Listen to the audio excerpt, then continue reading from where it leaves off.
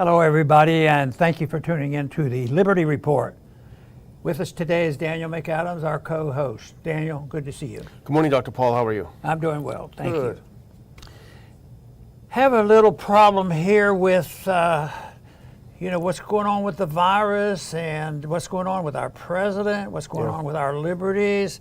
Same old stuff that's been going on for a long time. And we have a little bit of information that we can say, well, moving in the right direction. It's more harm done, but wake up more people. That's about the best we can do at the moment. But we certainly need to keep after this. And right now, all of a sudden, when things have improved, a couple of months ago, things were improving. They were opening up, and people were excited, and the economy was picking up. Then all of a sudden, it was reversed. It was too good. And if you're in the business of controlling people, you don't want things to be too good. People could take care of themselves. But you have to have it where they're dependent on the government. So therefore, the epidemic had to be restored. They had an easier time terrorizing the people and scaring them into submission to the government. But now it was getting better, so they had to do something. So all of a sudden, this virus is a variant virus now, and it's killing people, which they've never proved. Matter of fact, they can't even prove who really had it and who didn't have it. This test for specifics on this variant is no more precise than it was in the early years with COVID. But our governor is on the receiving end, as well as the Florida governor on the receiving end, and got the attention of the president. Yeah. The president said, hey, look, you guys moving too fast. We need to slow it up. We don't want you to prove that, that the red states are doing better than the blue states. Somebody might want to move to your states and get more congressmen to represent you. So Biden is out there, and his old tool is government rules and regulations and taxation.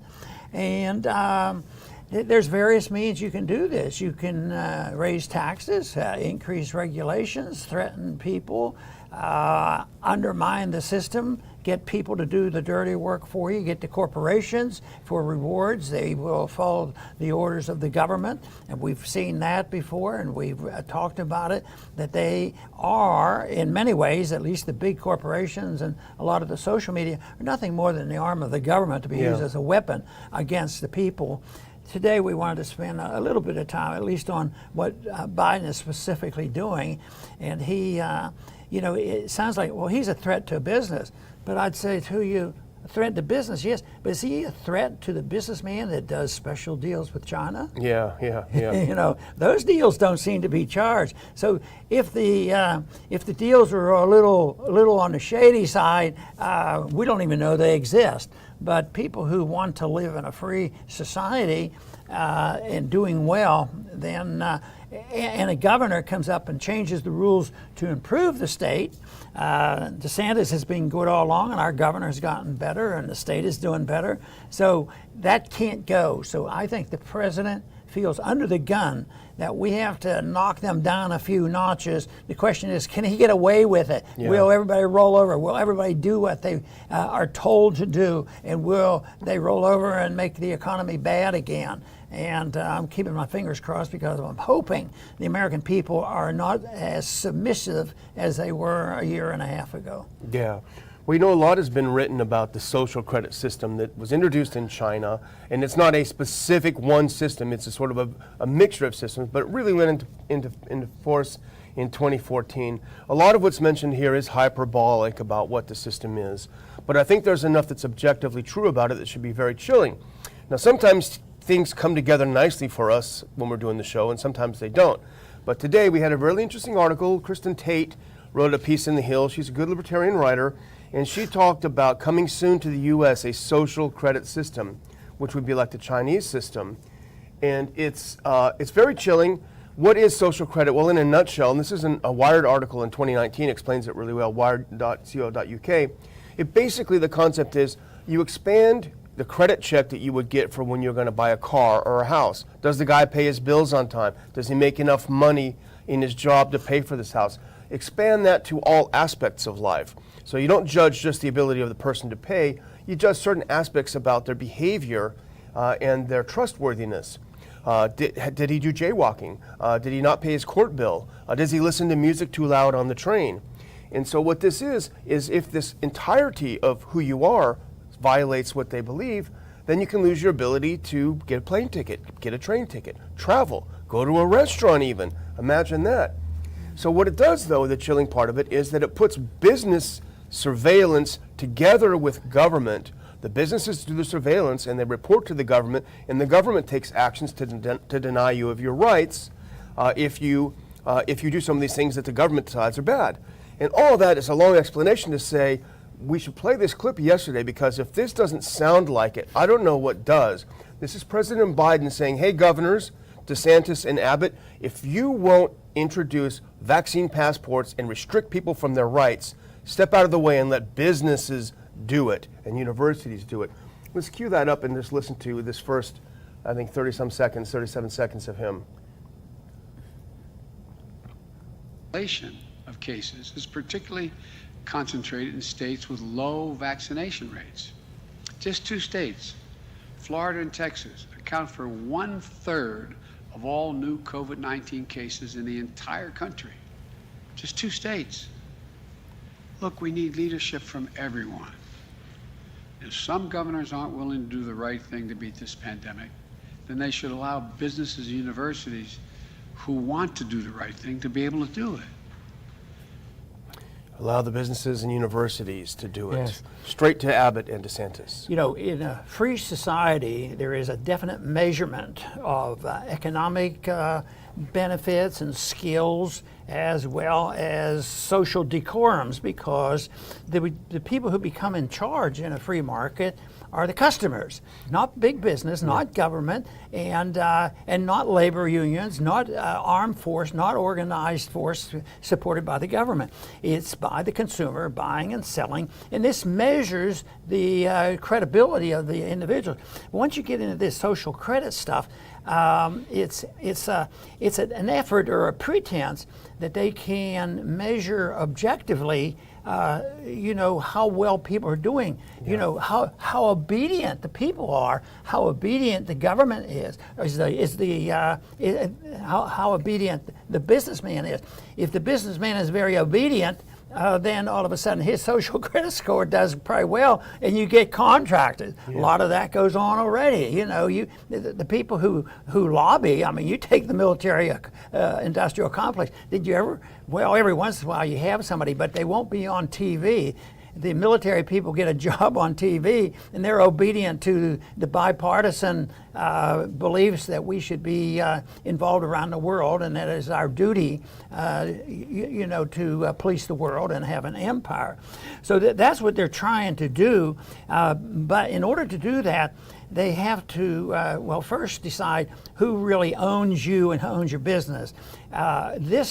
For this to work, the assumption has to be the government owns it. They owns it, and maybe you have your deed and papers that show that you own it, but you listen and do what the government says. So real ownership doesn't exist, because what is gained, what is sought is the total ownership and control, and that's what they're doing. And they're really, I say this, there's been a lot of that for a long time. Yeah. I think that's what interventionism was breeding. The intervention was a little bit here and a little bit there, and it built crony capitalism and corporatism, and now it's getting much more aggressive, and they're quite capable of using force and violence in order to get their way. And of course, we've seen some of the violence already, yeah. But because this is such intimidation and a threat, and violates everything about private property and free markets, that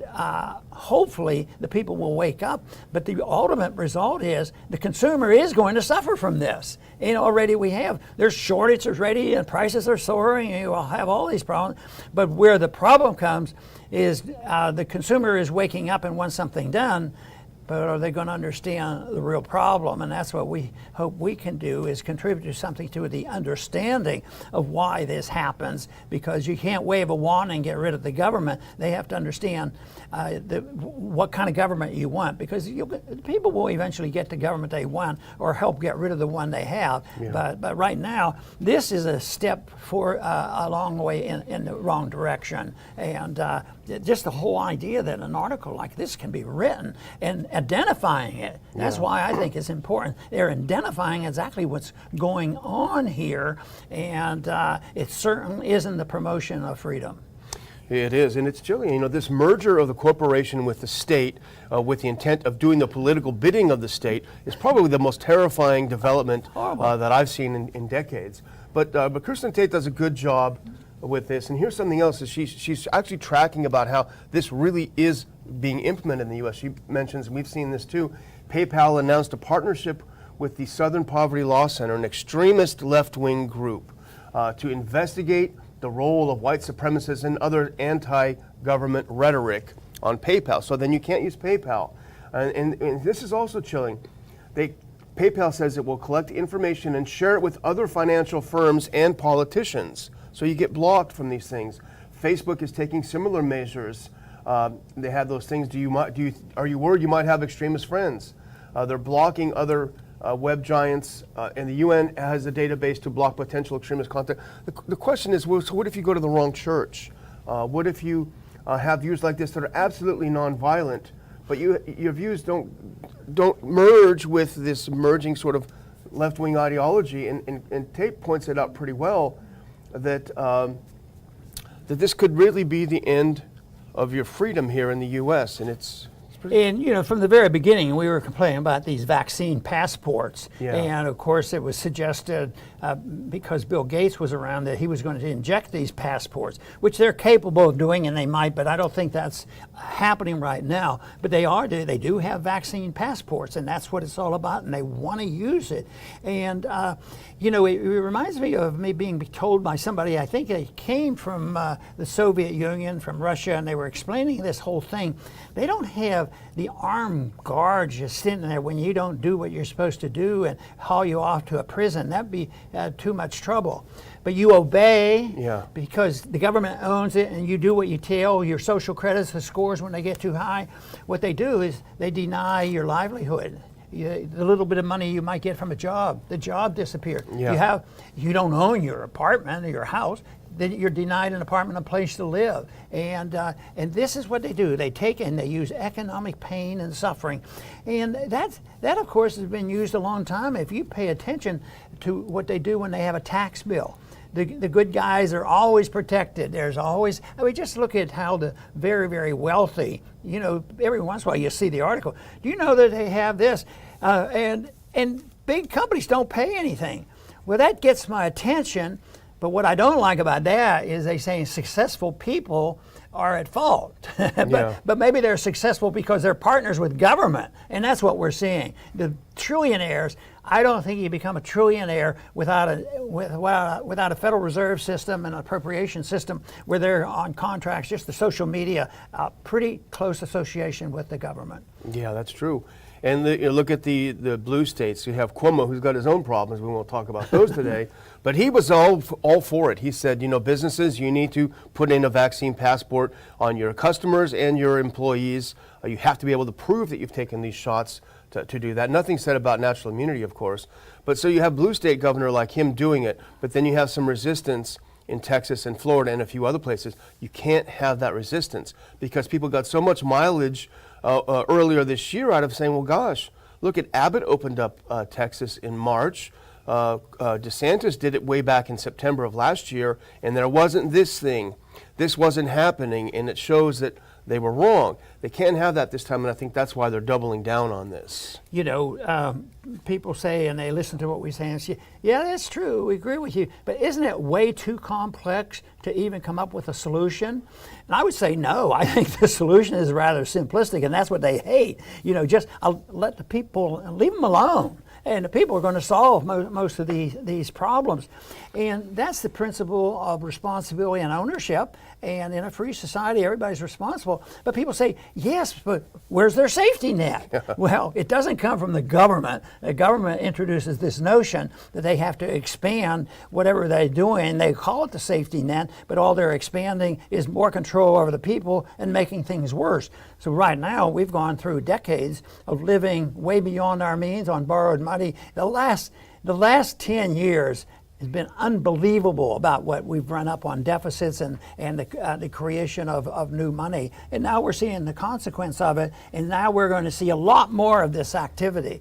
People will, I hope our numbers keep growing, but there will be a lot of people who will say, yes, this is what we have to do. We have to get control, and that's why we support the cultural Marxists, because they care about what's happening to it. Well, if they care about what's happening to the average person, they have to look in the direction of more freedom and less government. Yeah. Well, the mantra has been follow the experts, trust the experts, follow the experts. But the question I have is what happens when the experts are literally insane?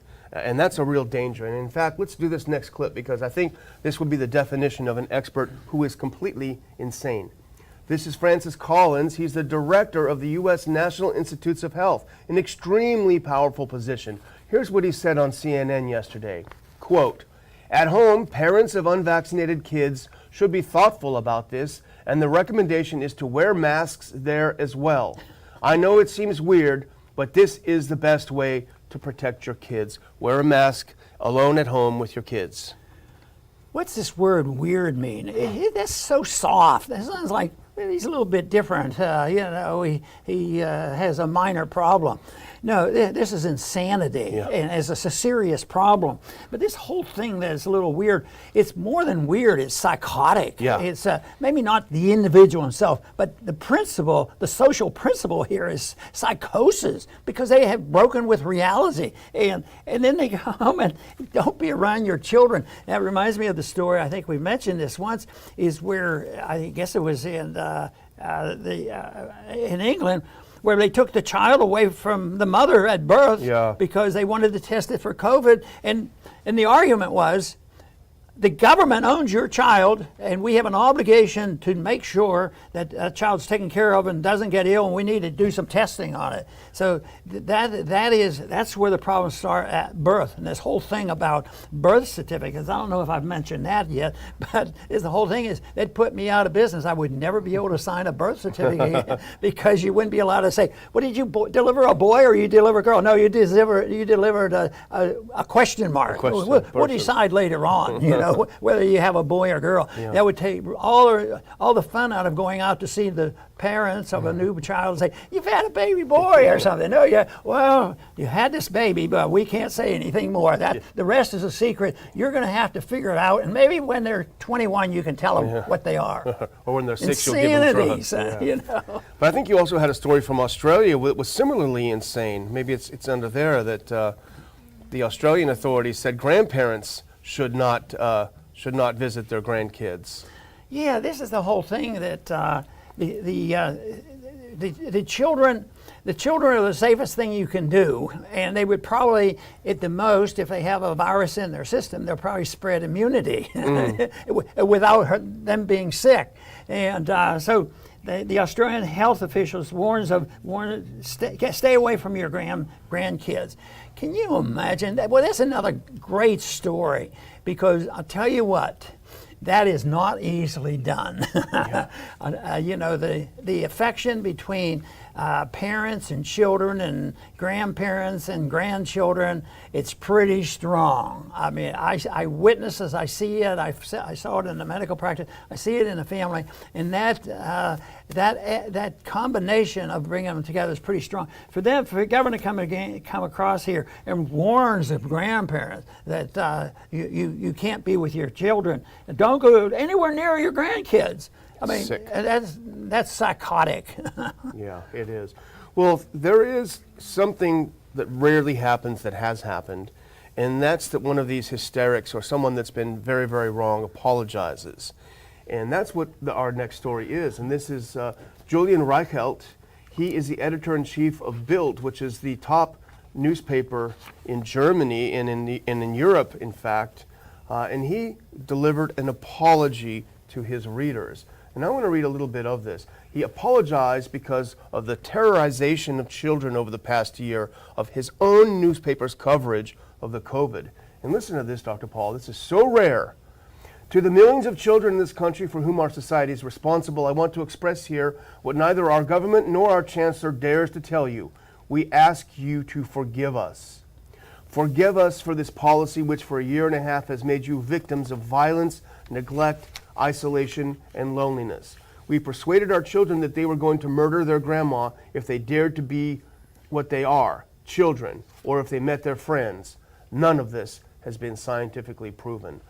Really an incredible statement. It goes on to talk more about this, but an apology for the way they've handled. I would love to see some of our media do some of that. This to me is so rare, especially in politics, and this is a form of politics. The fact that he did this is very good. It also refreshes our memory about what journalism is all about. Yes. If you ever find a profession that should be nonpartisan, that should be journalists, you know, and it's conceivable that they would have their personal opinion. I think they're capable, you know, of setting them aside. I think physicians have to do this because you might have personal opinion, but most doctors are trained. You take care of the patient, and you don't get any of that side mixed up because, oh, what kind of a person is this? Should I really treat him and this sort of thing? So I think on a journalist is capable of doing this, and of course, history. We are very much aware of some of the great journalists, and someday we can list those people because they're still around. We have a few that are supporters of our program. What's going on now, and the whole idea is if you want an investigation, should you have another investigation by the government?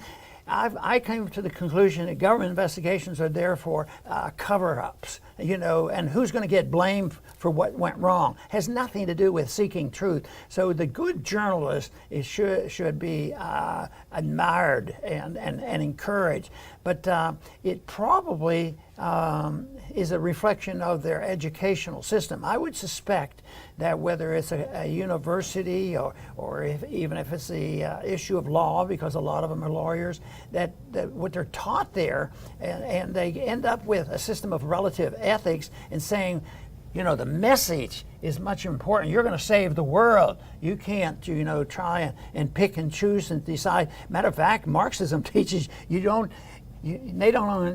just say, you shouldn't try to figure out what is right and true. It doesn't exist. They actually have this belief that you can't find out what the truth is, and the truth you look to the truth from the government. Yeah. And when you read this punishment you get, that's sort of a Marxist idea. You look to the government for figuring out what is right and what is wrong. So unless that is addressed, but journalism, and this guy must be a journalist. Yeah, a real one, yeah. So. Well, I'll tell you what, one of the most powerful things that I've read in a long time comes from someone that we both know, some better than others, but it comes from an article published today by Senator Rand Paul.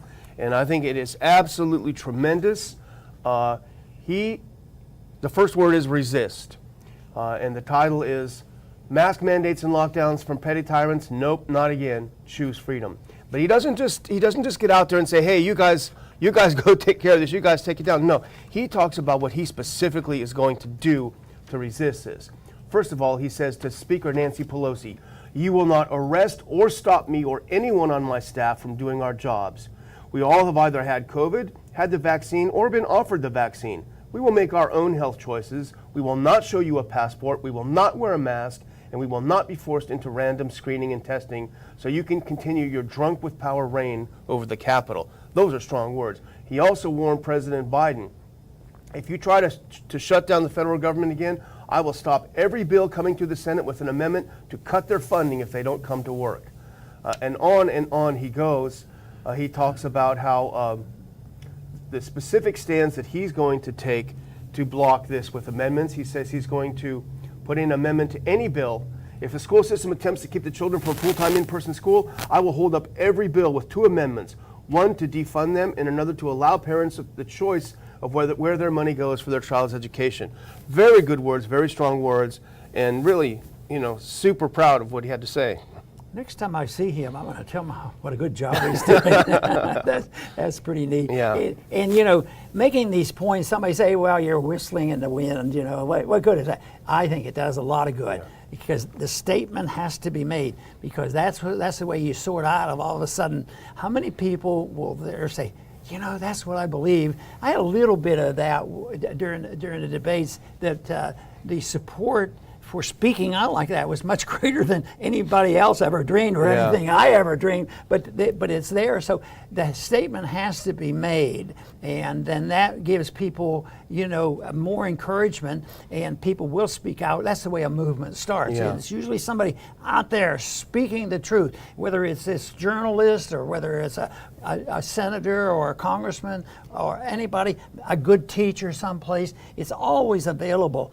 And you know, I have a lot of people come to me and they say, well, I agree with that, so what do I do? How can I run for Congress and be a congressman? My first statement is don't do it. What you better do is find out what you really believe in and find out the best vehicle. So no matter where these individuals are, no matter what they do, matter of fact, if it's just talking to other people, you can always spread a message by example, not by force or intimidation or threatening somebody to, well, you can't do that, you're a bunch of idiots because you don't agree with me. Yeah. No, I think that's a great statement, and I encourage you. Yeah, and you can read this article at ronpaulinstitute.org website. You can read the whole article. What I really like about it, I said in the beginning, I want to reiterate because I think it's so important. He didn't get out there and say, here's what you guys need to do to get your freedom back. He said, here's what I'm going to do. Here's the powers that I have in this office, and here's what I'm going to do to help things along. The rest is up to you, and I think that's great.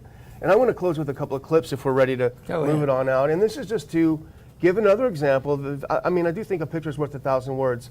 If lockdowns work, and we're told that Biden is considering some kind of a lockdown, let's look at this next clip if we can. Here is Sydney. Look at that point. This is hospitalizations, ICU, non-ICU, and ICU ventilated.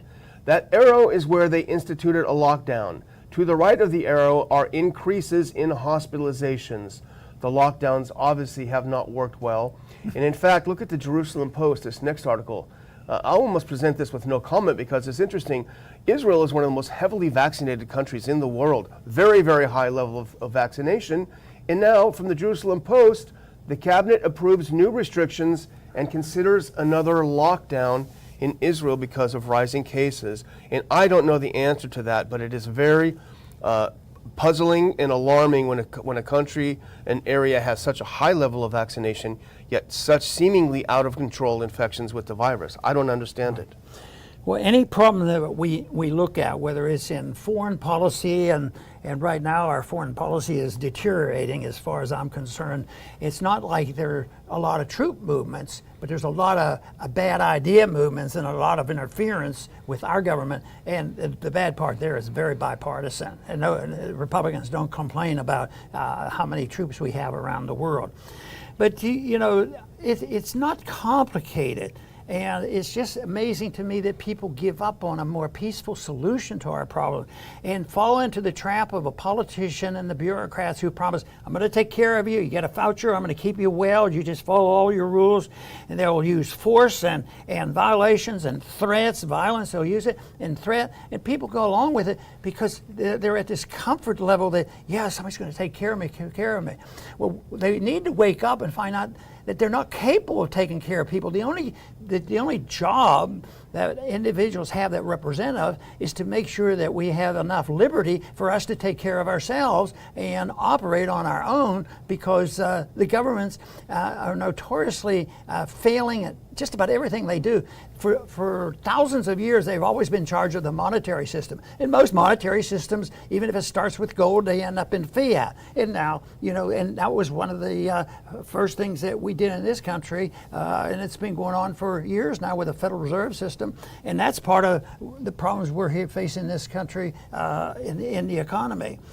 But what do they reject? They say, yeah, that's fine saying that. Well, what do you do? Well, what about how do you do it with your family and friends, and you're having a party or something? Don't you do things in a polite, voluntary way?